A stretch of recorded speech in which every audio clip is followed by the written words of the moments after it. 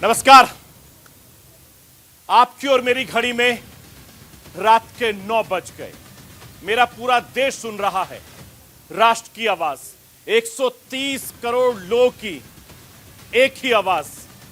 आपके साथ मैं हूं सरफराज, मैं सरफराज सैफी। साल 2021 के आखिरी दिन आपसे मुखातिब हो रहा हूं। साल 2021 में कोरोना की दूसरी लहर का मेरे हिंदुस्तान ने डटकर मुकाबला किया।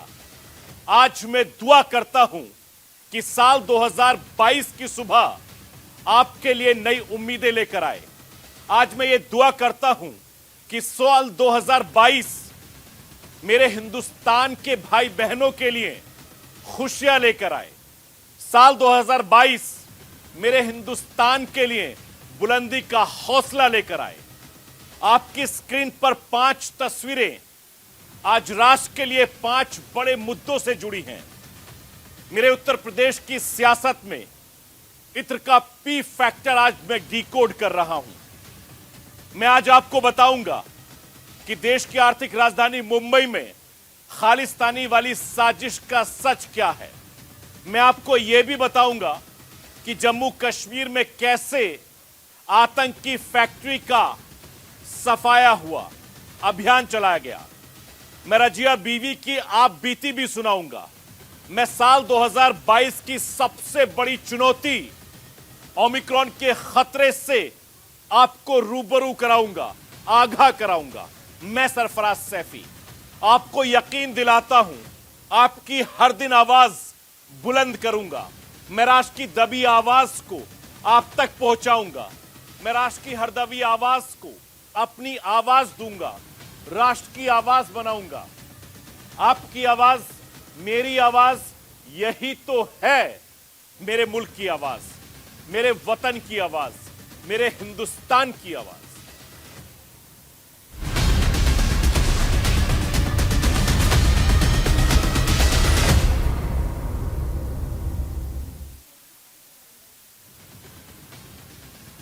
कन्नौज में इत्र कारोबारी पीयूष जैन के घर छापा पड़ा। उत्तर प्रदेश की सियासत गर्मा गई। कन्नौज में आज इत्र कारोबारी पुष्पराज जैन के ठिकानों पर छापा पड़ा। लखनऊ से दिल्ली तक सियासत गर्मा गई। मैं सरफराज सैफी इत्र कारोबारी पीयूष जैन और पुष्पराज तक के की पी फैक्टर को आज डिकोड करने जा रहा हूं। आखिर पीयूष जैन पर छापे से सियासी पार्टियों में भूचाल क्यों आया है? आखिर पुष्पराज जैन के ठिकानों पर छापे से सियासी पार्टियों में खलबली क्यों मची है? मैं आज आपको इत्र के कारोबार के इस सबसे बड़े खेल को समझाने की कोशिश करूंगा, समझने की कोशिश करूंगा। मैं सरफराज सैफी आज आपको बताऊंगा कि कन्नौज से लेकर मुंबई तक आज छापे पर कैसे राजनीति होती रही। मैं आपको यह भी बता दूं कि साल 2021 के आखिरी हफ्ते में भ्रष्टाचार के इत्र को जो बोतल फूटी है, उसका जिन उत्तर प्रदेश की राजनीति में लंबे वक्त तक मंडराता रहेगा। भ्रष्टाचार के इत्र की बदबू 2022 के चुनाव में अपना असर दिखाएगी। 5 राज्यों में चुनाव में अपना असर भी दिखाएगी। और याद रखना मेरी बात, यह सियासत है जो दिन पर दिन तेज होती जाएगी।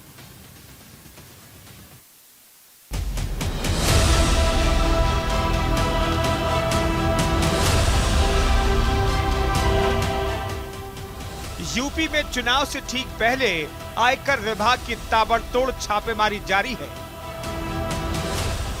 इत्र कारोबारी पीयूष जैन के आवास पर छापेमारी के बाद समाजवादी पार्टी के एमएलसी पुष्पराज जैन के घर, दफ्तर समेत 50 ठिकानों पर छापा पड़ा है। कौन है पुष्पराज जैन? आइए आपको बताते हैं। पुष्पराज जैन और पप्पी जैन इत्र कारोबारी है।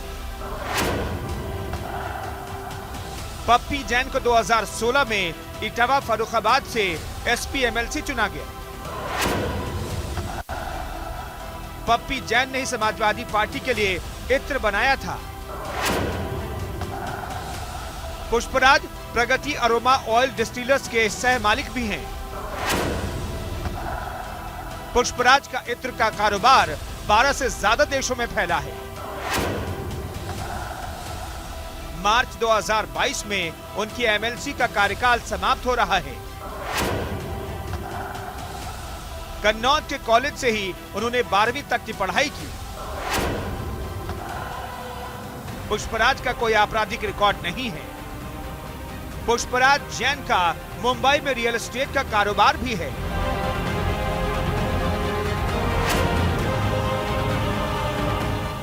जिसके चलते उनके यूपी के साथ साथ मुंबई स्थित ठिकानों पर छापेमारी जारी है। आयकर विभाग को करीब 100 करोड़ रुपए के बोगस शेयर का पता चला है। हवाला ट्रेडिंग का भी शक है और छापेमारी के दौरान कई दस्तावेज भी मिले हैं। आइए आपको बताते हैं पुष्पराज के पास क्या क्या है। उत्तर प्रदेश और मुंबई में घर और ऑफिस है। एक पेट्रोल पंप और कोल्ड स्टोरेज है। 37.15 करोड़ की चल संपत्ति है। 10.1 करोड़ की अचल संपत्ति है। एक तरफ आयकर विभाग की छापेमारी जारी है तो दूसरी तरफ छापेमारी पर सियासत भी गर्मा गई है। समाजवादी पार्टी इस छापेमारी से नाराज दिख रही है।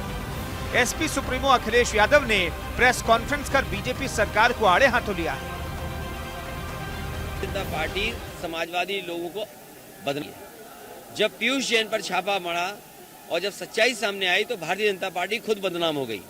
अपनी बदनामी बचाने के लिए जानबूझ करके उन्होंने पुष्पराज जैन पर, जो समाजवादी पार्टी के एमएलसी हैं, साथ ही साथ यहाँ पर और बड़े कारोबारी हैं, उनको करने का, छापा मारने का काम किया। ये भारतीय जनता पार्टी के लोग छापा नहीं, इत्र को बदनाम कर रहे हैं। अखिलेश की लोकप्रियता से अखिलेश की जनसभाओं में आने वाले अपार जनसमूह को देख के घबरा गई। बड़े बड़े बीजेपी के नेताओं की मीटिंग हो रही, सारा प्रशासन, सारा अमला लगता है, तो अखिलेश की सभाओं के कोने के बराबर इनकी भीड़ नहीं हो पाती, जिसमें सब कर्मचारी होते हैं, हो नहीं पाती।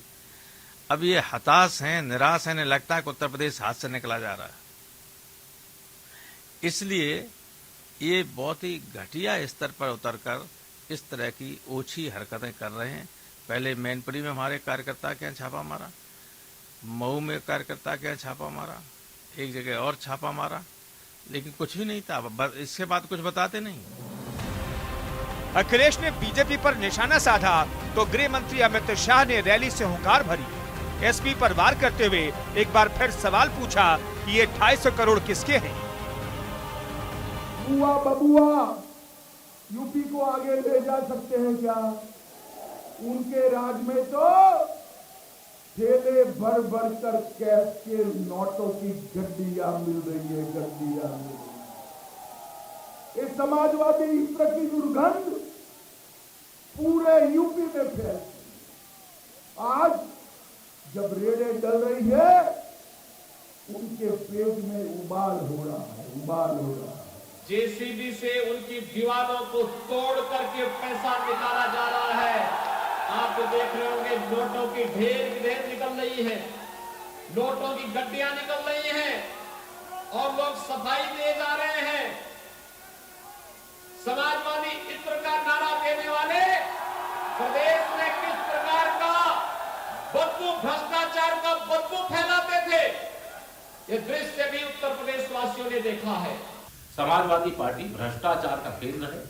समाजवादी पार्टी गुंडागर्दी, अपराधी, माफियागिरी का एक बड़ा सेंटर बनकर के उभरना चाहती है। समाजवादी पार्टी को यह पता चल जाना चाहिए कि अब न तो गुंडागर्दी रहेगी, न अपराध और माफियागिरी रहेगी और न इस प्रकार के भ्रष्टाचार के लिए कोई देश में स्थान नहीं।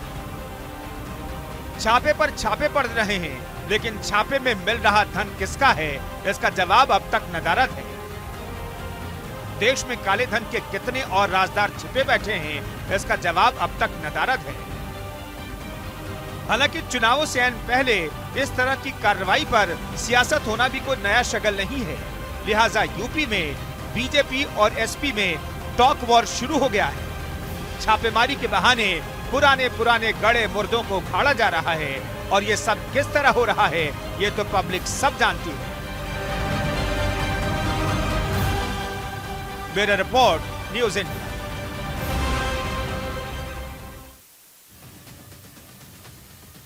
साल 2021 के आखिरी हफ्ते में मैनपुरी में आईटी की टीम ने छापा मारा। चुनावी राजनीतियों में नया ट्विस्ट आ गया। आखिरी हफ्ते में लखनऊ में आईटी टीम ने छापा मारा। चुनाव में भ्रष्टाचार का खेल से पर्दा हट गया। आखिरी हफ्ते में कन्नौज में आईटी टीम ने छापा मारा तो चुनाव में नोट खेला वाली साजिश से पर्दा हट गया। मैं सरफराज सैफी आपको बताना चाहता हूं कि चुनाव में नोट खेला पर अब आरोप का दौर शुरू हो गया है।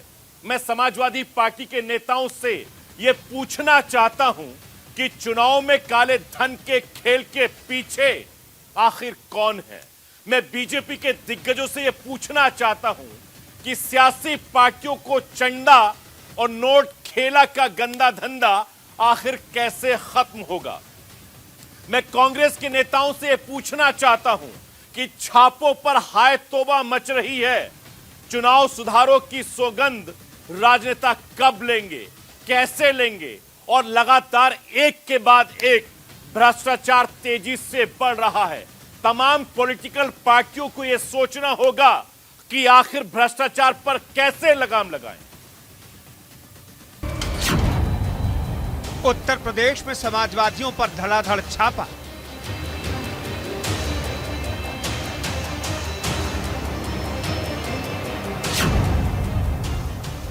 पीयूष के बाद अब पुष्पराज के ठिकानों पर रेड।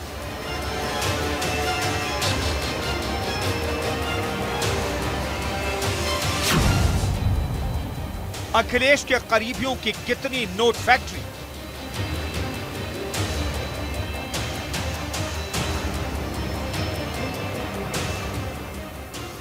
उत्तर प्रदेश में विधानसभा चुनाव से पहले आईटी विभाग एक्शन में है। एक पखवाड़े के अंदर समाजवादी पार्टी के कई नेताओं और पार्टी के करीबियों के ठिकानों पर छापा मारा जा चुका है।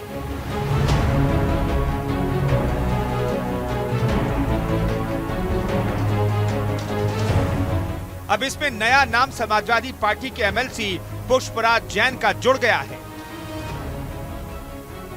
कन्नौज, मुंबई समेत देश के कई दूसरे ठिकानों पर आईटी विभाग ने छापा मारा है। ऐसा नहीं है कि केवल पुष्पराज जैन, बल्कि पिछले 13 दिन में समाजवादी पार्टी के कई दूसरे नेताओं के घर और दूसरे ठिकानों पर आईटी की रेड पड़ चुकी है। पुष्पराज के ठिकानों से पहले 24 दिसंबर को इत्र कारोबारी पीयूष जैन के कानपुर स्थित घर पर छापा मारा गया था।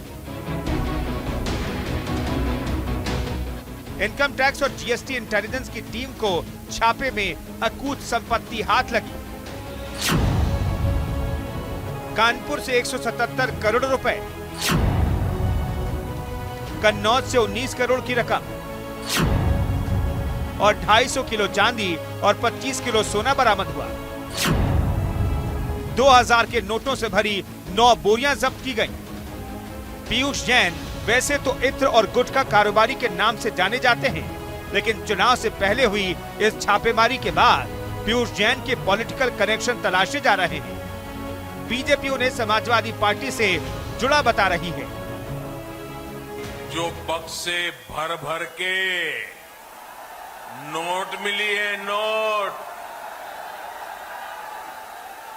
उसके बाद भी ये लोग यही कहेंगे कि ये भी हमने ही किया है।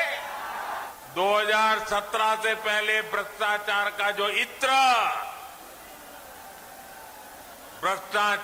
जो इत्र उन्होंने पूरे यूपी में छिड़क रखा था, वो फिर सबके सामने आ गया है।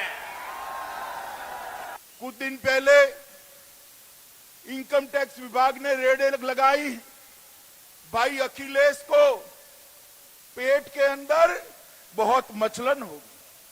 क्यों रेड लगा रहे हो?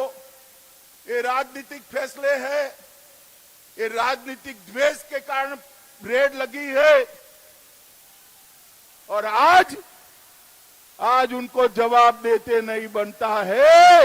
ये समाजवादी अत्तर बनाने वाले के वहां से 250 करोड़ रुपया कैश मिली है, 250 करोड़ रुपया। स्वार्थ की राजनीति ने कानपुर के औद्योगिक स्वरूप को पूरी तरह नष्ट सा कर दिया था।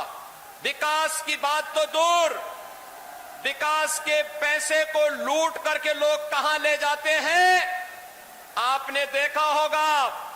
पिछले कुछ दिनों से दीवालें खोद करके निकलने वाली नोट की गड्डियां इस बात को प्रमाणित कर रही हैं कि पहले प्रदेश के विकास का पैसा किन लोगों के पास पहुंच जाता था। हालांकि समाजवादी पार्टी दावा कर रही है कि पीयूष जैन बीजेपी के आदमी हैं और बीजेपी ने अपने ही आदमी के घर पर रेड मारी है। पहले दिन से कह रहे हैं, जिस जगह पहले छापा मारा इन्होंने, उससे समाजवादी पार्टी का कोई रिश्ता नहीं है। समाजवादी पार्टी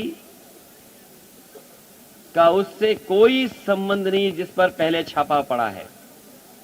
जिस पर छापा पड़ा पहली बार, वो भारतीय जनता पार्टी और भारतीय जनता पार्टी के लोगों का संबंध है। भारतीय जनता पार्टी बताए कि इतने बड़े पैमाने पर रुपया कैसे निकला। यानी पीयूष जैन को लेकर उत्तर प्रदेश में सियासत तेज है। पक्ष और विपक्ष पीयूष जैन को केंद्र में रखकर एक दूसरे पर निशाना साधने में जुटे हैं। ऐसा नहीं है कि केवल पीयूष जैन, बल्कि कुछ दिन पहले समाजवादी पार्टी के कई दूसरे नेताओं के घर और दूसरे ठिकानों पर आईटी की रेड पड़ चुकी है। जिनके ठिकानों पर छापेमारी हुई, बताया जा रहा है कि वे सभी अखिलेश यादव के करीबी हैं। अखिलेश के पूर्व ओएसडी जैनेंद्र यादव, 2012 की जीत के शिल्पकार राजीव राय, अखिलेश के बेहद करीबी मनोज यादव, अखिलेश के नवरत्न राहुल भसीन। 18 दिसंबर को आयकर विभाग ने सबसे पहले समाजवादी पार्टी के प्रवक्ता और राष्ट्रीय सचिव राजीव राय के घर पर छापा मारा।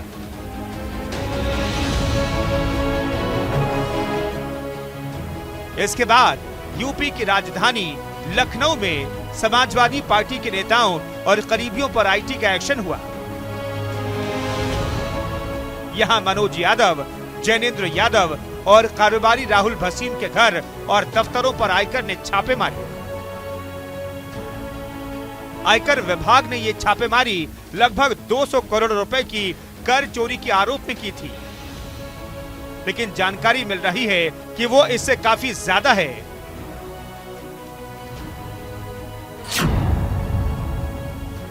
जानकारी के मुताबिक आयकर विभाग को अखिलेश के करीबी के पास से अहम डायरी मिली है। डायरी में यूपी के कई प्रशासनिक और पुलिस अधिकारियों का ब्यौरा है। डायरी में समाजवादी पार्टी की फंडिंग से संबंधित जानकारी भी है। आयकर विभाग के छापे के जद में आए राजीव राय जल्द ही सामने आए। उन्होंने कार्रवाई पर सवाल उठाए। राजीव राय ने दावा किया कि उनके घर से आयकर विभाग को महज 17,000 रुपए बरामद हुए। कुछ नहीं मिला तो उनको चले जाना चाहिए था, सिवाय डराने, धमकाने, हरास करने। या एक भारतीय जनता पार्टी की नीति है ना, पहले डराओ धमकाओ फिर अपने यहाँ मिला लो गंगोत्री में। मैं उनसे बार बार यही पूछ रहा था कि जब सारे जितने भी डॉक्यूमेंट्स तैयार किए हो 3 सेट में, एक पर साइन करा के मुझे दे रहे हो, तो जो मुख्य तो ये है ना कि आपने क्या पूछा और मैंने क्या जवाब दिया, आप उसको क्यों नहीं दे रहे हो? तो बोले कि इसका प्रक्रिया नहीं है, आपको एक एप्लीकेशन देना पड़ेगा। विधानसभा चुनाव से पहले काली कमाई के कई कुबेरों का खुलासा हो रहा है, लेकिन ये संयोग है या प्रयोग कि जिन लोगों पर आईटी की रेड पड़ी सभी समाजवादी पार्टी से जुड़े हैं। और सबसे अहम बात, 22 की जंग में अखिलेश और योगी में 20 होने की लड़ाई चल रही है।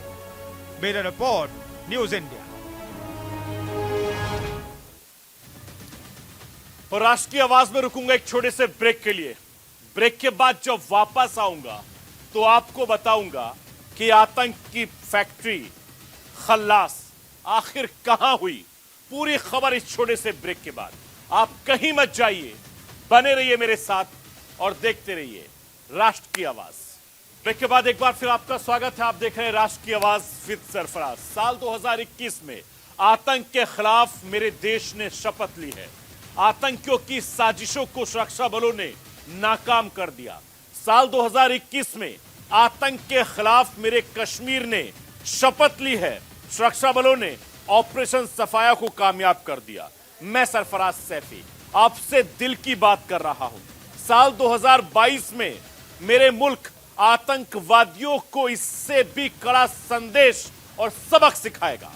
साल 2022 में मेरे कश्मीर के आतंक के ताबूत में आखिरी कील ठोकने में कामयाब होगा। साल 2022 में खालिस्तान की साजिशों को दफन करेगा मेरा हिंदुस्तान, मेरा देश। मैं सरफराज सैफी आज आपको यह भी बताना चाहता हूं कि कैसे कश्मीर से लश्कर का हुआ सफाया, कैसे कश्मीर में जैशे मोहम्मद की साजिशें हुई खल्लास, कैसे आईएसआई की साजिशों को कब्र में दफन कर दिया गया। मेरा हिंदुस्तान साल 2022 में दहशतगर्दी के खात्मे की लिखेगा नई इबारत।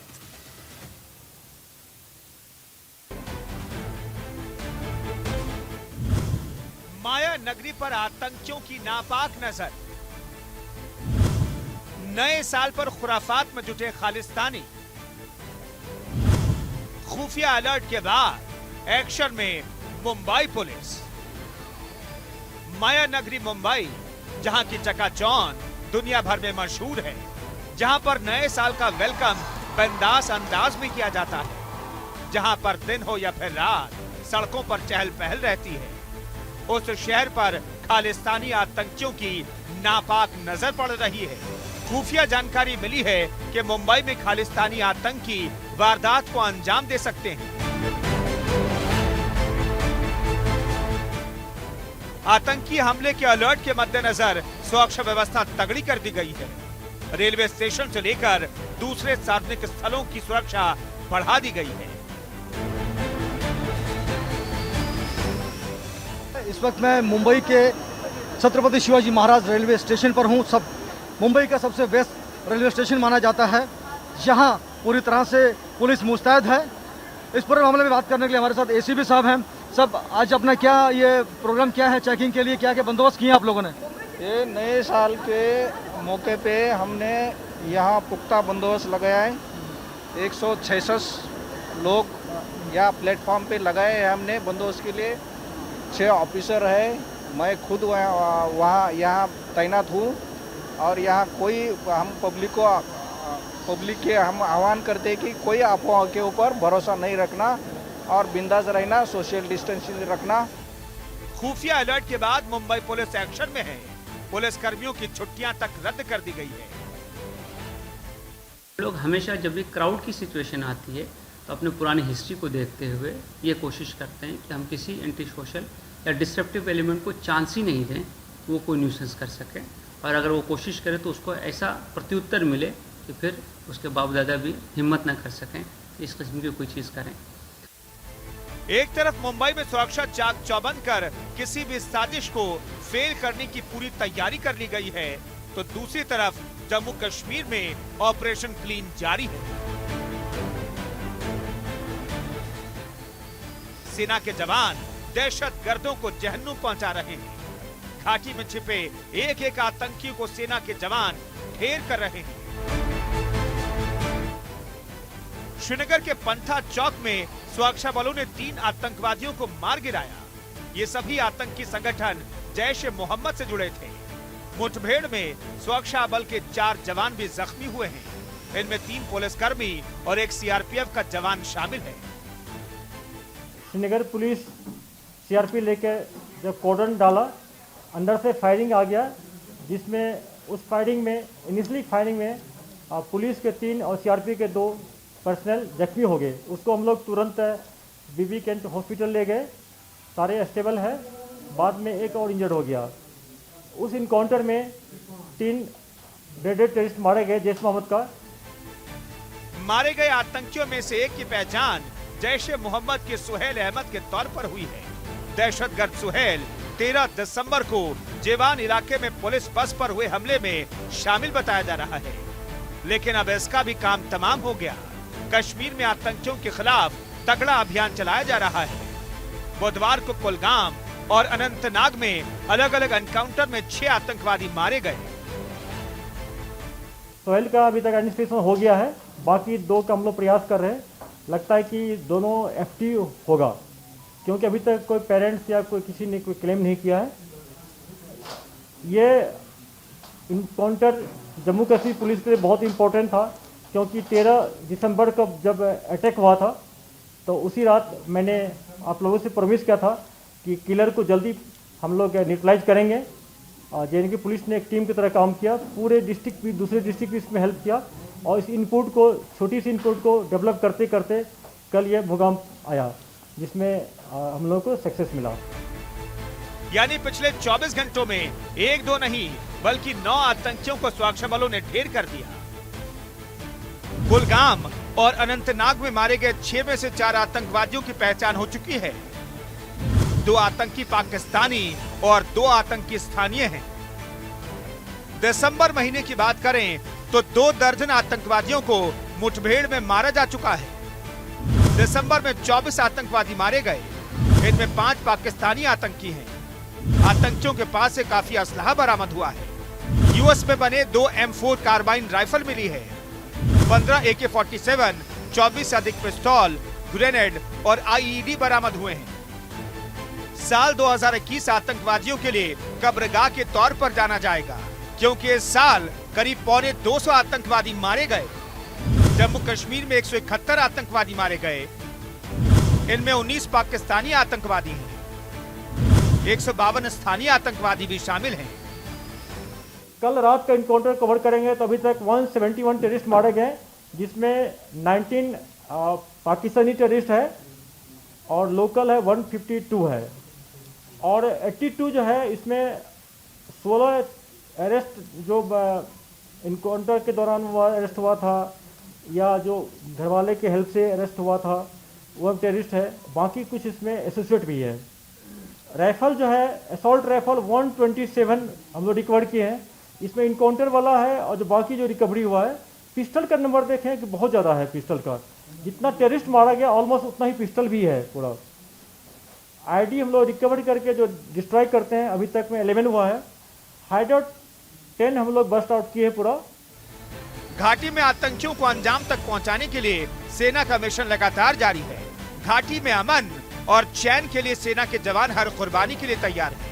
दहशतगर्दों को भी लगातार ढेर कर रहे हैं। सीमा पार से आतंकी आए दिन नापाक मंसूबों को अंजाम देने देश में आते हैं, लेकिन सेना के मुस्तैद जवान उन्हें 2 फुट जमीन के नीचे गाड़कर पाकिस्तान को माकूल जवाब दे रहे हैं।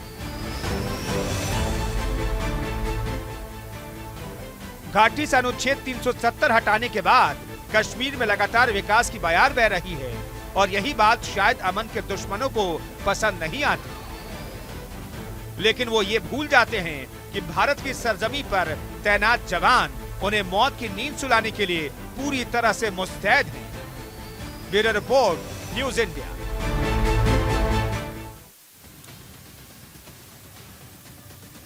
रजिया बीवी ने झेला है एक आतंकी के साथ निकाह का बड़ा दर्द। रजिया बीवी ने झेला है पाकिस्तान की साजिशों का बड़ा दर्द। रजिया बीवी ने झेला है पीओके के आतंकों का नर्क।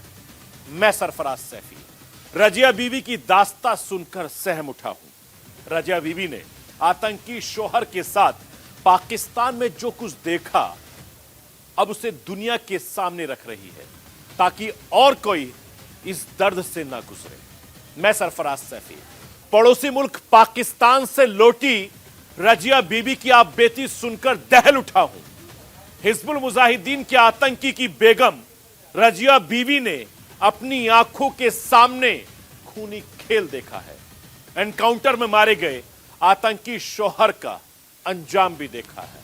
अब वो अपना सच बयां कर रही है ताकि कश्मीर के युवाओं की सोच बदले, कश्मीरी भाई बहनों का नजरिया बदले। पाकिस्तान की साजिशों के जाल से मेरे कश्मीर के भाई बहन खुद को बचा सके और कश्मीरी नेता जो इन बच्चों को दलदल में ढालते हैं कम से कम उनसे होशियार हो सके। जरा देखिए यह खास रिपोर्ट।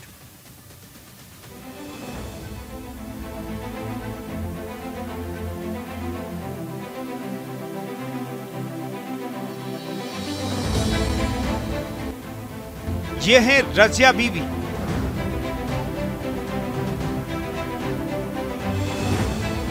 रजिया हिंदुस्तान में पैदा हुई थी।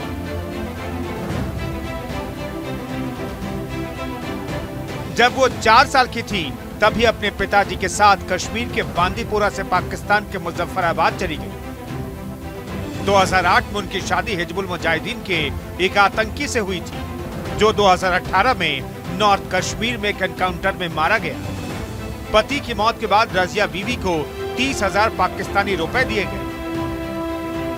करीब 2 साल तक हर महीने 10 से 15,000 की मदद मिलती रही।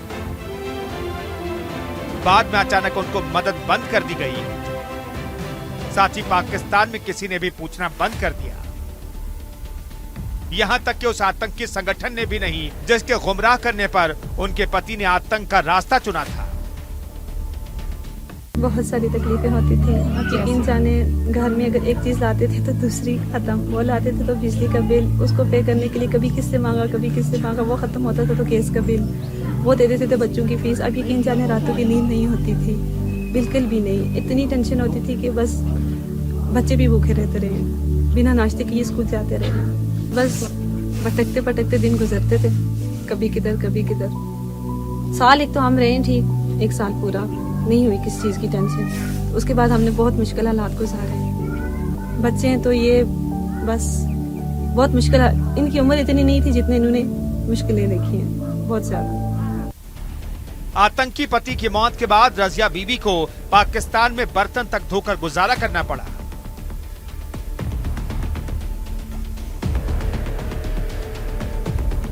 खाना मांगकर बच्चों को पेट भरना पड़ा। यहाँ तक कि कई बार बच्चों को भूखे पेट ही स्कूल जाना पड़ा।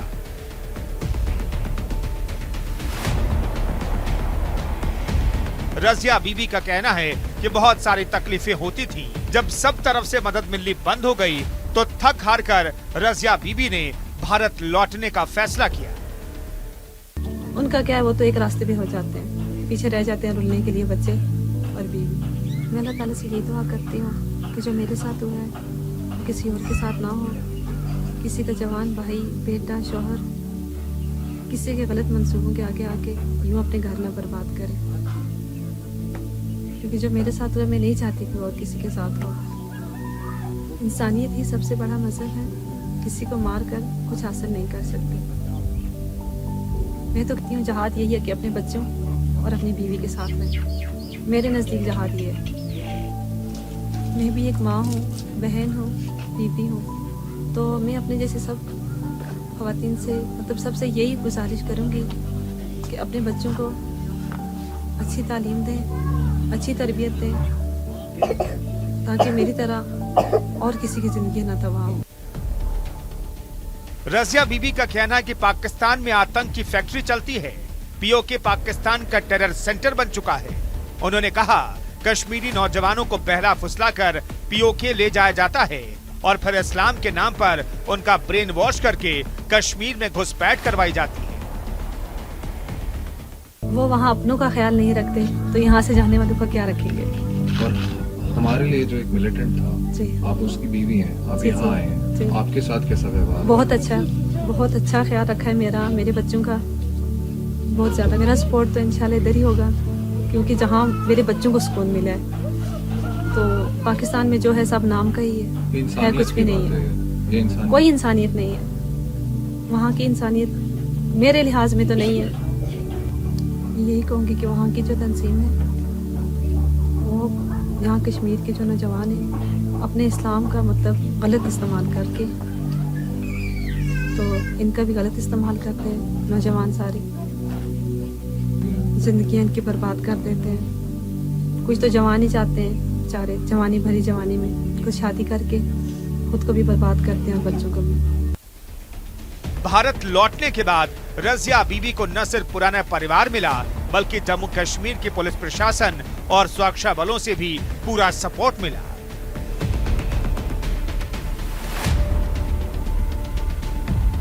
भारत लौटने के बाद रजिया बीबी को न सिर्फ पुराना परिवार मिला, बल्कि जम्मू कश्मीर के पुलिस प्रशासन और सुरक्षा बलों से भी पूरा सपोर्ट मिला। पाकिस्तान में आतंक के गढ़ से लौटी रजिया कहती हैं, उनकी जैसी बहुत सारी औरतें हैं जिनकी पाकिस्तान ने जिंदगी बर्बाद कर दी। वहाँ के आतंकी संगठनों ने जम्मू कश्मीर के कई युवाओं का भविष्य खराब कर दिया। इसलिए रजिया अब सबसे यही अपील कर रही हैं कि कोई भी आतंकवादी न बने। पाकिस्तान भले ही कश्मीर को लेकर पाक साफ होने का दावा करे, लेकिन रजिया बीबी ने अपनी कहानी के जरिए पाक की पोल पट्टी खोल दी है। Bureau report, news India. साल 2022 की चुनौती बन गया है ओमिक्रॉन। साल 2022 की पहली जंग बन गया है ओमिक्रॉन। साल 2022 का पहला इम्तिहान बन गया है कोरोना का नया वेरिएंट ओमिक्रॉन। मैं सरफराज सैफी आपको बताना चाहता हूं, आज साल की आखिरी रात है। मेरी दिल्ली में न्यू ईयर की पार्टी पर रोक है। मेरी दिल्ली ओमिक्रॉन से जंग की शपथ ले चुकी है। आज साल की आखिरी रात है। मेरी मुंबई में न्यू ईयर के जश्न पर रंग नजर नहीं आ रहा है। मेरी मुंबई ओमिक्रॉन के खात्मे की शपथ ले चुकी है। मैं सरफराज सैफी आज पूरे यकीन से कहना चाहता हूं, आप कतई नहीं चाहोगे कि साल 2022 का स्वागत एम्बुलेंस वाले सायरन से हो, 2022 का स्वागत अस्पतालों में हाय तौबा से हो। आपसे अपील करना चाहता हूं, नए साल का जश्न अपने घर में मनाइए। नए साल का जश्न अपने परिवार के साथ मनाइए। आपकी छोटी सी लापरवाही देश के लिए एक बड़ा खतरा बन जाएगी। नए साल पर चंद घंटों की पार्टी की कीमत आपके परिवार को बड़ी चुकानी पड़ेगी, आपके समाज को चुकानी पड़ेगी, मेरे देश को चुकानी पड़ेगी, आपके देश को चुकानी पड़ेगी। इसीलिए जितना हो सावधान हो जाइए, कोविड नियमों का पालन कीजिए, घरों में रहिए, सुरक्षित रहिए। 2 गज की दूरी जान के लिए बेहद जरूरी।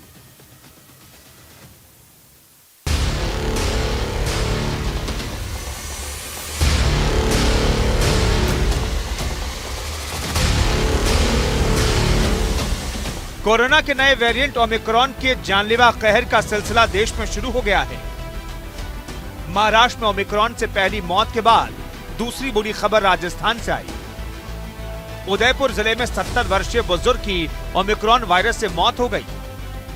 ये मौत इसलिए और ज्यादा डराने वाली है क्योंकि दावा किया जा रहा है कि उदयपुर में जिस बुजुर्ग की जान ओमिक्रॉन से गई, उसने दोनों डोज लगवाई हुई थी।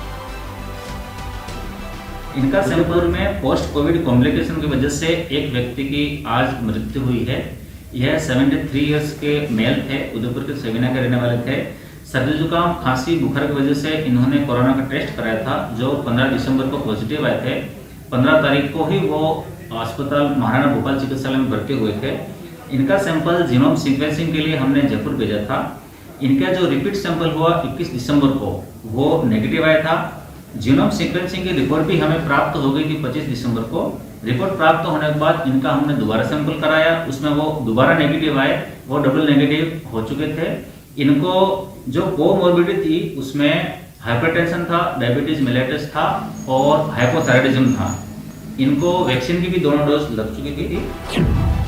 ओमिक्रॉन के बारे में दावा किया जा रहा है, ये कोरोना के मूल वेरिएंट के मुकाबले 3 गुना ज्यादा तेजी से फैलता है। इसके अलावा कम्युनिटी स्प्रेड का खतरा भी बहुत बढ़ गया है। इसमें ऐसे लोग भी शामिल हैं जिन्होंने न तो कभी विदेश यात्रा की और न ही विदेश से आए किसी यात्री के संपर्क में आए। कल हम सिर्फ एहतियात बरत सकते हैं, लोगों को हम यही कह सकते हैं, क्योंकि वैक्सीनेशन के बाद भी इन्फेक्शन मिल रहा है, देखने को आ रहा है। तो अभी सोशल रिस्पॉन्सिबिलिटी अपनी है वो निभाएं और अपनी वैक्सीनेशन तो लगवाएं, क्योंकि वैक्सीनेशन के बाद इन्फेक्शन तो होता है लेकिन मोर्टेलिटी या मोर्बिडिटी काफ़ी कम होती है। इसलिए वैक्सीनेशन बेहद ज़रूरी है और सरकार की तरफ से पहले ही दिशा निर्देश जारी किए जा चुके हैं कि 1 जनवरी के बाद पब्लिक प्लेस में आपको वैक्सीनेशन के बिना अलाउ नहीं किया जाएगा। लेकिन हमारा प्रयास यही रहेगा कि लोगों को वैक्सीनेशन लगातार देते रहें ताकि उनको कोई कोविड से नुकसान ना हो, कोई मोर्टेलिटी ऐसी ना हो। लेकिन अब ऐसा वक्त आ गया लगता है कि जब सोसाइटी को अपना पार्ट प्ले करना पड़ेगा ताकि कोविड बिहेवियर जिसको था मेन, जिसमें सबसे इम्पोर्टेंट चीज़ है मास्क पहनना और सही तरीके से मास्क पहनना बहुत ज़रूरी है। हमें इस वायरस के साथ जीना ही पड़ेगा, क्योंकि अगर हम देखें कि पैंडेमिक्स कैसे होते हैं, पैंडेमिक्स एक दिन अचानक ख़त्म नहीं हो जाते हैं। अगर हम देखें कॉलरा, तो कॉलरा का जो 8वां पैंडेमिक है वो अभी तक चल रहा है। तो अगर हम ओमिक्रॉन को देखें, ये एक वायरस है जो बहुत ही ज़्यादा ट्रांसमिसिबल है, बहुत आसानी से फैल सकता है। पर जो डेटा साउथ अफ्रीका से आ रहा है और यूके से आ रहा है, ये दिखा रहा है कि ये वायरस इतना खतरनाक नहीं है। जो लोग स्वस्थ हैं उनमें ज़्यादातर कोई भी वेरिएंट की इन्फेक्शन हो वो ठीक हो जाते हैं। कोरोना की दूसरी लहर ने देश में जो तबाही मचाई उससे हर कोई वाकिफ है। ओमिक्रॉन के मामले भी बहुत तेजी से बढ़ रहे हैं, जिसकी वजह से चिंता काफी बढ़ गई है। बावजूद इसके लोग भीड़ भाड़ में बिना मास्क पहने नजर आ रहे हैं। लापरवाह लोगों की ऐसी तस्वीरें सामने आने के बाद डॉक्टर्स भी चिंतित हैं। देखिए, बेफिक्र होकर नहीं घूमना, यही एक मैसेज है, क्योंकि इसमें जो म्यूटेशंस हुई हैं उससे ये इम्यून एस्केप देखा जा रहा है। ये देखा जा रहा है कि इन्फेक्शन तो हो रहा है पर वो कम खतरनाक है। पर एक बात है कि एडमिशन तो कम हो रहे हैं हॉस्पिटल में, डेथ्स भी कम हो रही हैं, पर एक बार अगर एडमिशन हो जाए तो फिर इसमें ओमिक्रॉन में और डेल्टा में कोई ज़्यादा फर्क नहीं रह जाता। अगर उसमें उसकी ज़रूरत पड़ जाए एडमिशन की, हॉस्पिटलाइजेशन की, तो फिर आगे के खतरे बराबर हैं। कम एडमिशन्स हो रही हैं, पर अगर हो रही हैं तो डेथ का खतरा, और इवन यूके में तो ये भी माना गया है कि जिस तादाद से जिस तेज़ी से ये केसेस बढ़ रहे हैं इंग्लैंड में, उसमें उन्होंने एस्टिमेट किया कि अप्रैल तक 25,000 से 75,000 तक होते नहीं रह जाता। नए साल के जश्न के बीच ओमिक्रॉन की बढ़ती रफ्तार चिंता बढ़ा रही है। दूसरी लहर ने जो हाल देश दुनिया में किया उसके आंसू अभी तक सूखे नहीं हैं। इस बीच ओमिक्रॉन के मरीजों में तेजी से इजाफा, ये तीसरी लहर नाम चाहे जो दे दें, लेकिन एक बार वही वक्त आ गया है जब हम बेहद जरूरी काम होने पर ही घर से बाहर निकलें और मास्क जरूर पहने, क्योंकि कोरोना तो किसी का सगा नहीं।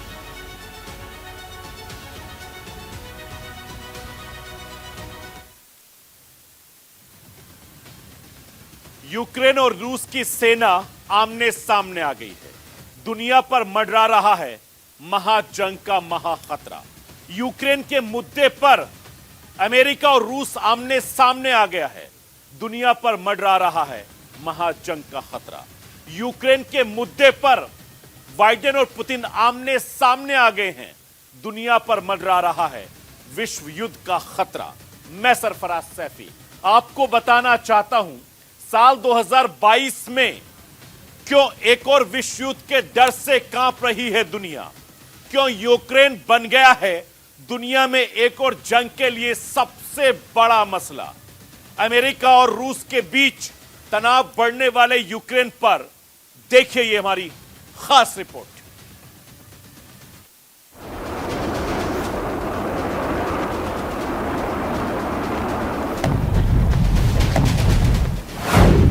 रूस और यूक्रेन की सेना आमने सामने। दोनों देशों के बीच बन रहे युद्ध के हालात। दोनों देशों के बीच तनातनी से दुनिया परेशान। यूक्रेन को मिल रहा अमेरिका का साथ।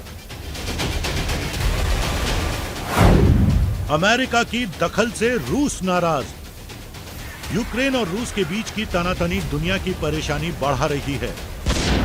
दोनों देशों के बीच का तनाव विश्व युद्ध के संकेत दे रहा है। इसकी बड़ी वजह बन रहा है यूक्रेन को मिलने वाला अमेरिका का साथ। अमेरिका बार बार दोहरा रहा है कि अगर रूस यूक्रेन पर मिलिट्री एक्शन लेता है तो अंजाम खतरनाक होंगे।